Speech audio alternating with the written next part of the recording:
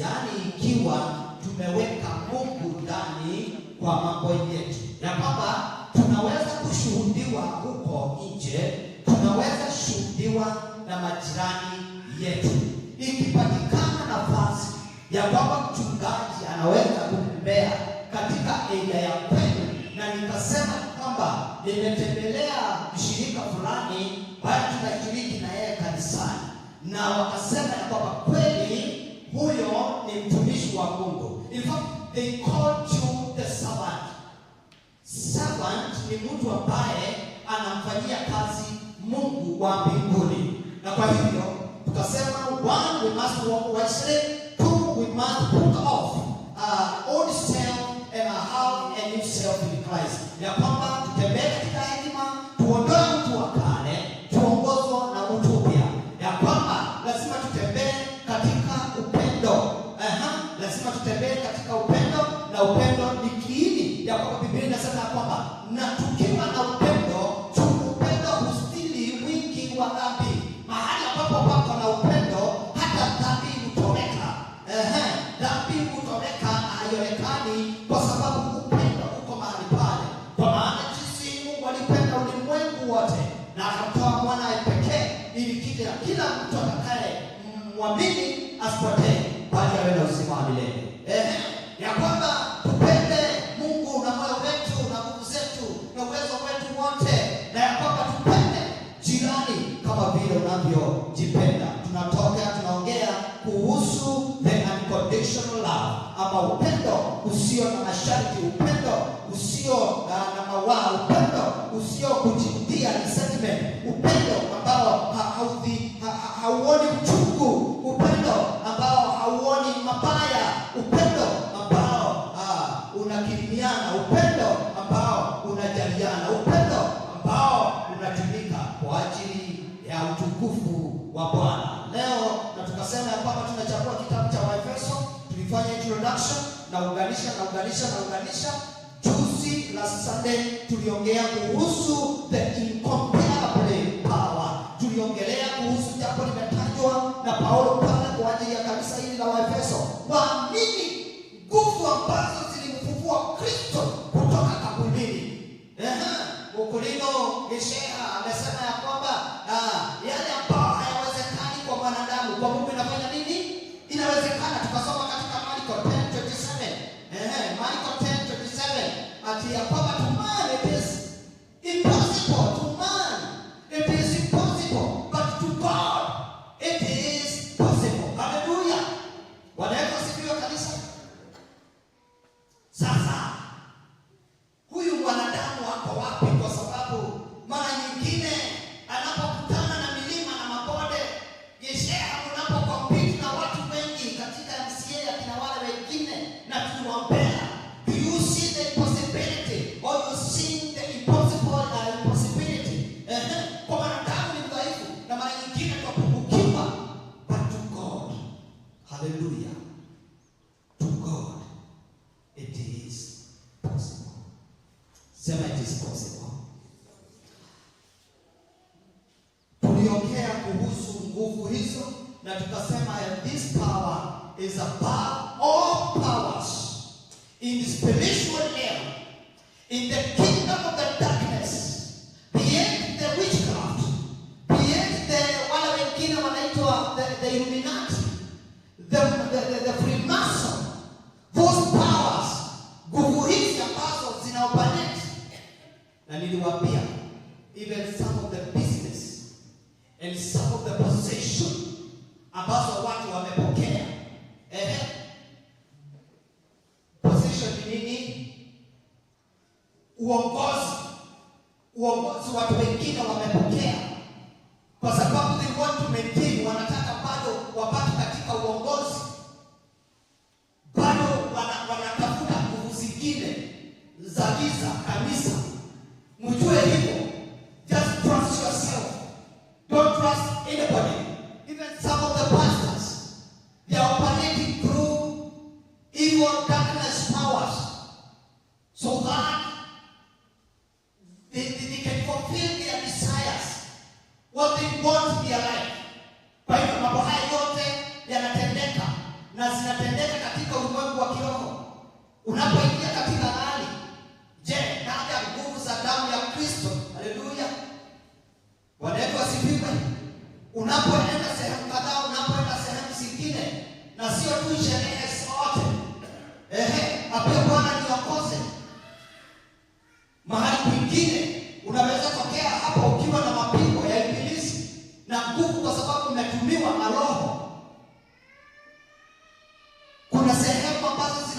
kusumbuliwa na nguvu za giza.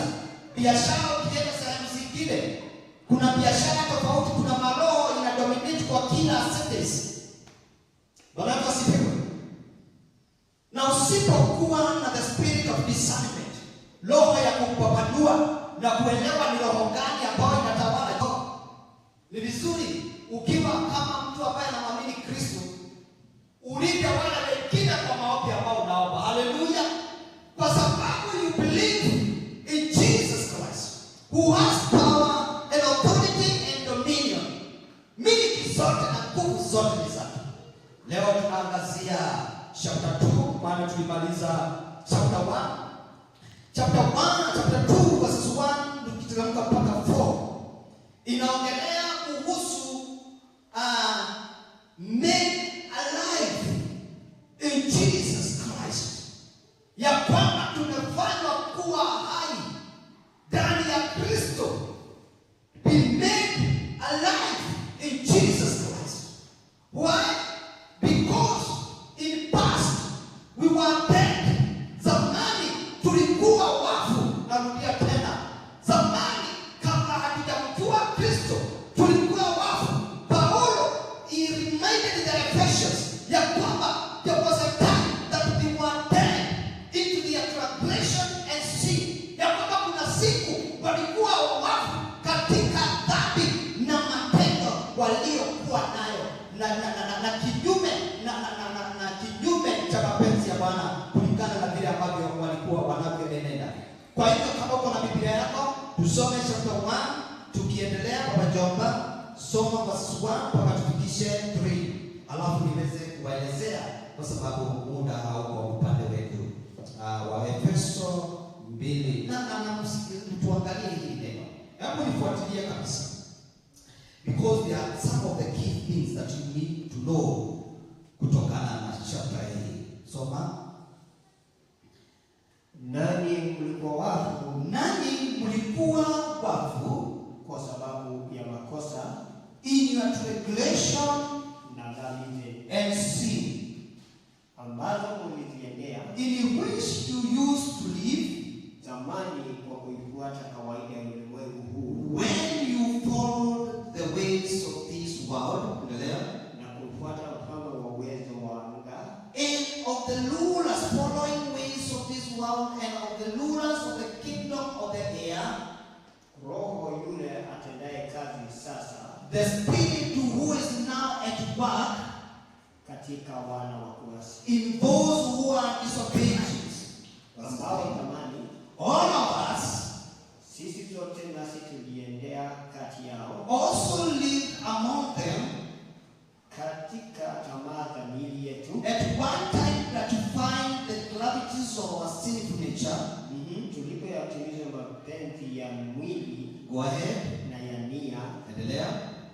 tukawa kwa tabia yetu watoto wa hasira kama na hao wengine. Wow. And following his desire and thoughts like the rest, we were by nature object of wrath. Good. Now, Paulo aliangalia hili kanisa na akaona tayari wameshaokoka, wamemkubali Kristo, lakini chapter 2 alileta picha ambayo ninataka uitukue, picha ama taswira ya jinsi ambavyo ulikuwa hapo awali kama haujamjua Kristo na jinsi ulivyo leo, ambao inaangaziwa katika verse 4. Ya kwamba zamani tulikuwa wafu, yani we were separated, yani tulikuwa tumetengwa na Mungu kwa ajili ya makosa na dhambi. Ya kwamba ninarudia niseme hivi, Daudi katika kitabu cha Psalms chapter 51, Psalms 51, Daudi anasema mahali pale, soma Baba Joma. Mungu, Mungu unirehemu. kwanza natubu dhambi zake, endelea. Sawasawa na fadhili zako, Sawasawa na makosa yangu, endelea. kiasi cha wingi wa rehema zako, Kiasi cha wingi wa rehema zako, uyafute makosa yangu. Wow, yafute makosa yangu. Unioshe kabisa na uovu wangu. Unitakase dhambi zangu. Maana nimejua mimi makosa yangu. He acknowledges his sinful nature, his transgression and sin. Ametambua makosa na dhambi na ujeuri na mambo ambayo ameona ndani yake. Amesema atakazwe kwa sababu anajua dhambi zake. Na dhambi yangu mbele yangu. Dhambi yangu iko machoni pako. Nimekutenda dhambi wewe peke yako. Wow, nimekutenda dhambi wewe peke yako. Si wanadamu, lakini wewe peke yako. Na kufanya maovu mbele za macho yako. Na maovu mengi machoni pako. Wewe ujulikane kuwa una haki unenapo. Amen. Tunamuka pale tuseme ya kwamba yeye ni mwenye dhambi tangu lini. Na kuwa safi utoapo hukumu. Endelea.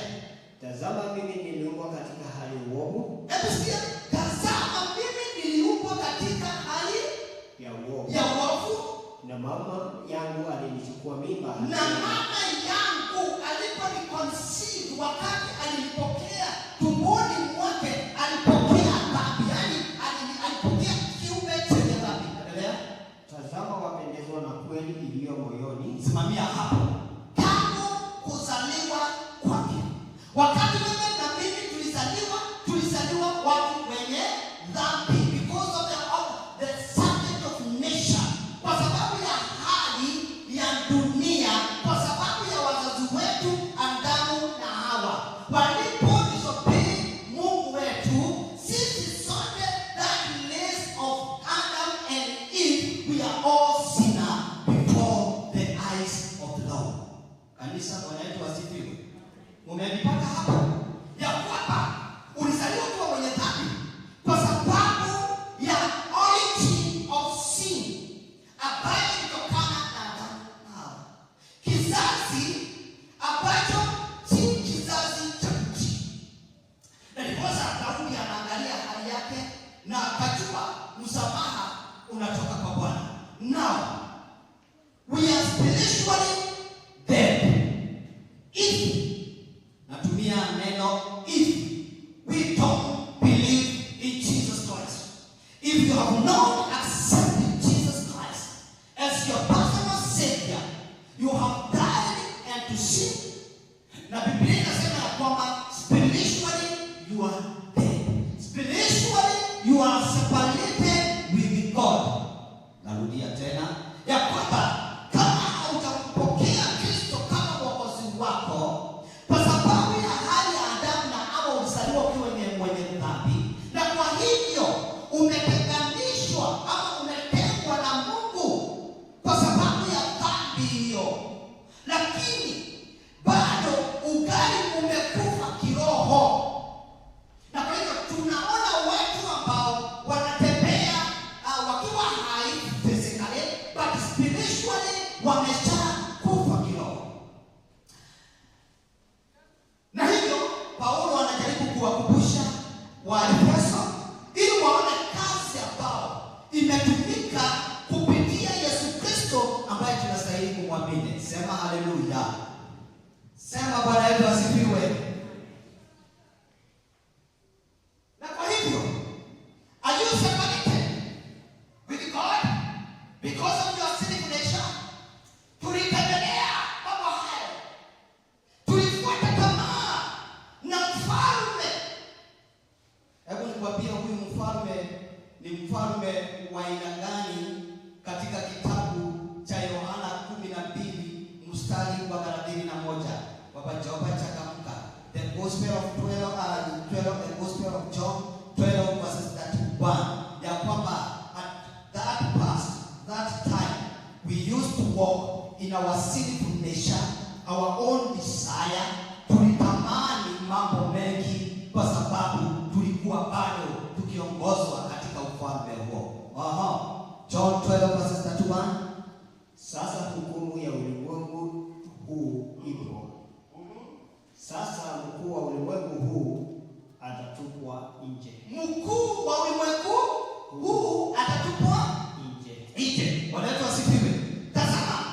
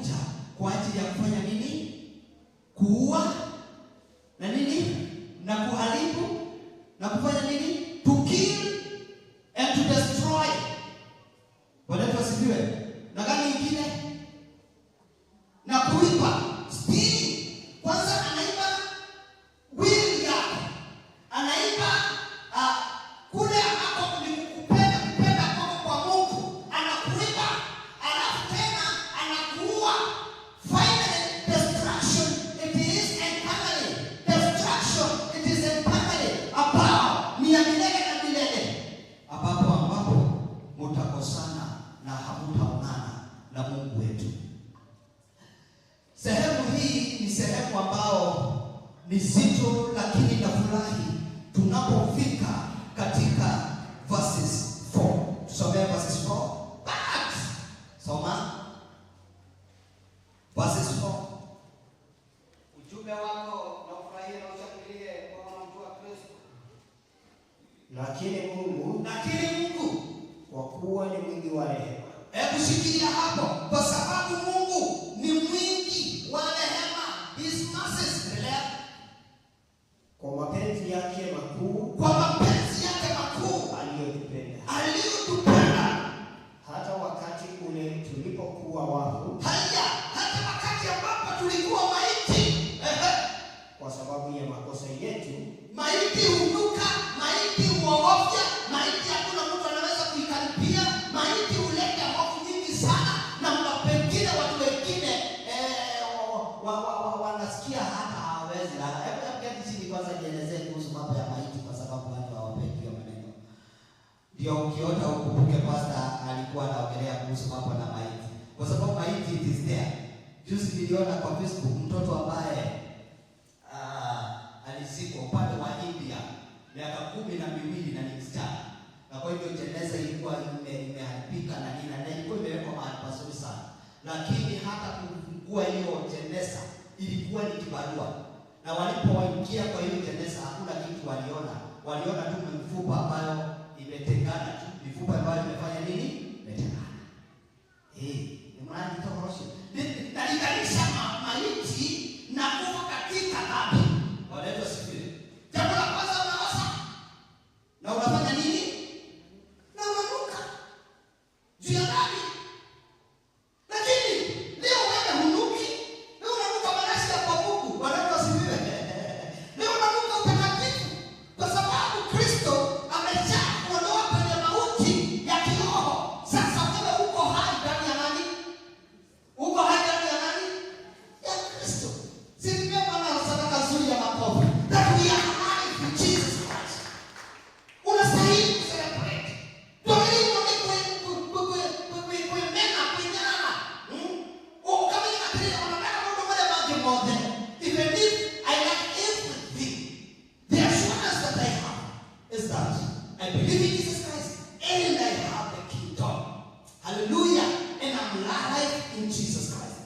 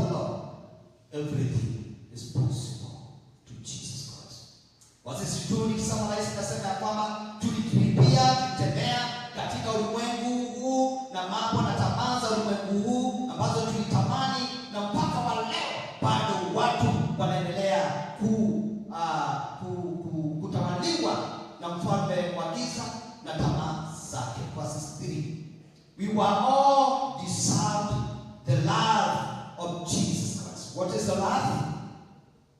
The love, ukiweza kuielezea vizuri, ni ile ambayo inasema the separation yetu internally kule mbinguni, ya kwamba kuna wale will perish na kuna wale will have the eternal kingdom ya kuishi forever and forevermore. Now, what is that love? It is the severe, a burning fire of sulfur, ya kwamba kuna moto wakao kiberiti na moto ambao hautawaka. milele na milele. But thank to God, because of His mercy, we were dead, now we are alive in Jesus Christ. But because of His grace and love for us, God, who is rich in mercies, made us alive with Christ, even when we were dead in transgression kwa makosa yetu. It is by grace you have been saved. Leo nilikuwa ninakuja nikisikia Biblia radio ikiongea kwamba we are saved by grace of God. Sisi tumeokolewa kwa ajili ya neema ya nani? Bwana asifiwe. Neema ya Mungu ukiisimamisha hivi inakuambia hautasimamisha matendo yako, maana Mungu haangalii matendo ati ndio itaweza kukufanya mbinguni. Unajua Waislamu wanaamini aje? Wanaamini ya kwamba watu watapimwa dhambi zao, upande huu na upande huu, zikiwa nyingi, dhambi zikiwa nyingi uende jehanamu, dhambi zikiwa ndogo then unaingia katika ufalme wa Mungu. Our God is not that way. Our God ni kwamba He has saved us by His grace. Neema, haleluya. Neema hiyo watu wasifiwe, ndio imefanya tufanye nini? Ukisoma verse 8 pale, si kwa matendo mtu awaye yote asije akajisifu. Ni matendo mangapi ambao watu wanafanya mazuri? Kuona wajane, kutoa sadaka mingi. Hakuna haja kama umekufa kiroho na unaonyesha matendo mazuri ile ambayo ilifanywa na katika sheria, katika Agano la Kale.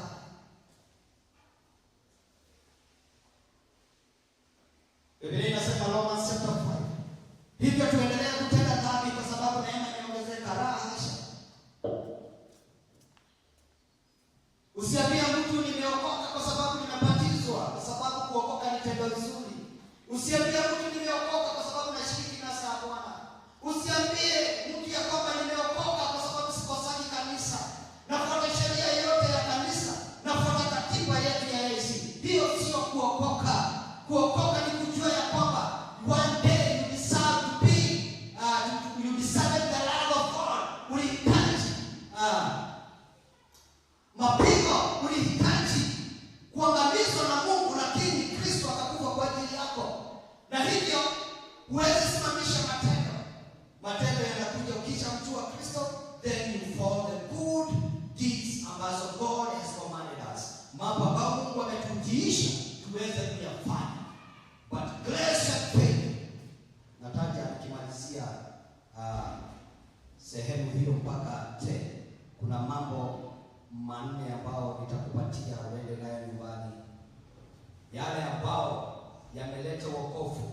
Jambo la kwanza ni upendo ambao ni unconditional, ule ambao alitoa mwanae Kristo akuje kwa ajili yako. Yesu had no other mission ambayo ilikuwa ni ya mwanadamu, the mankind, ndio aweze kurejeshwa kwa Bwana. That love, we should love one another. Hallelujah. Bwana wetu asifiwe. Jambo la pili, His richest mercies. Ndio mimi nashangaa, do have mercy towards others. Huruma zako zimefika kiwango gani? Na ndio Biblia inasema haiwezi kompewa na ya Mungu wetu.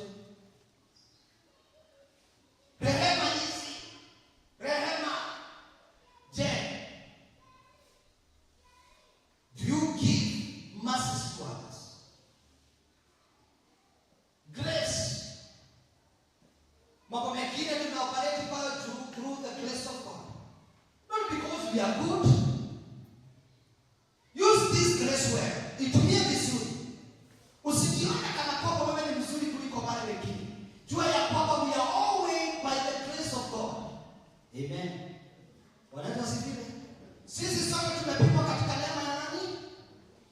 Mungu. Kama amekusamehe, kwa nini wewe una shida na kusamehe mtu? Kwa nini unamwekea condition ya kwamba nimekusamehea lakini nisiwahi kukuona Mungu kwangu? Nimekusamehea mzee wa Boma, lakini sikutakui kama wewe ni baba. Kwa hii neema yako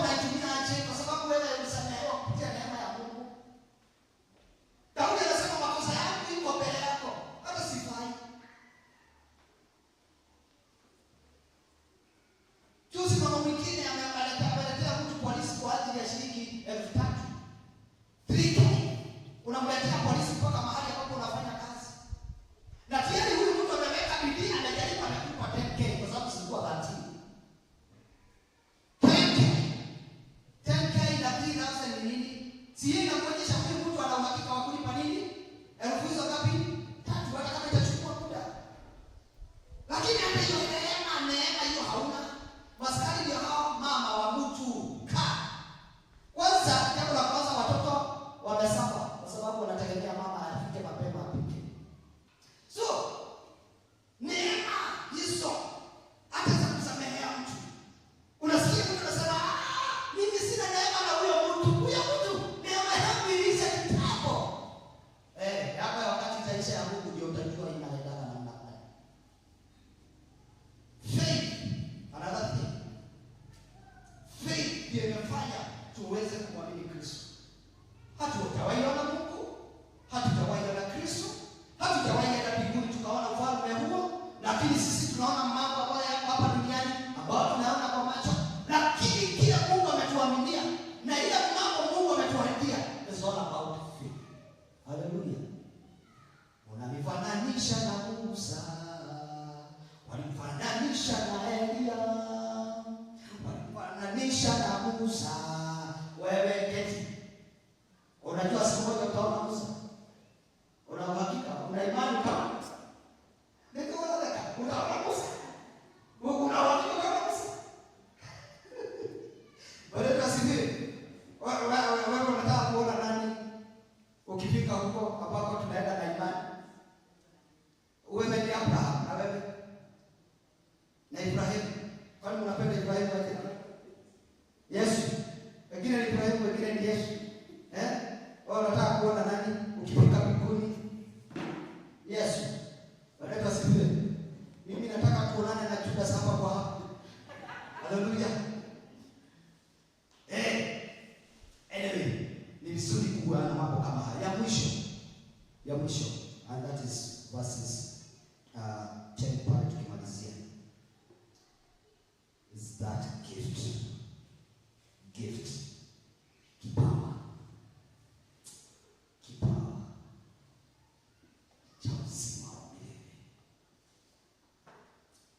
Uzima wa milele umetolewa kama kipawa, as a gift to those who believe in Jesus Christ. Wewe ukipewa kipawa kama unasikia aje? Sina furaha. Yes. Tamani ya kwamba one day tutaishi na huyu Mungu wetu. One day tutaselebrate Kristo wetu. Ana uwezo wa kutenda, hashangazwi na chochote.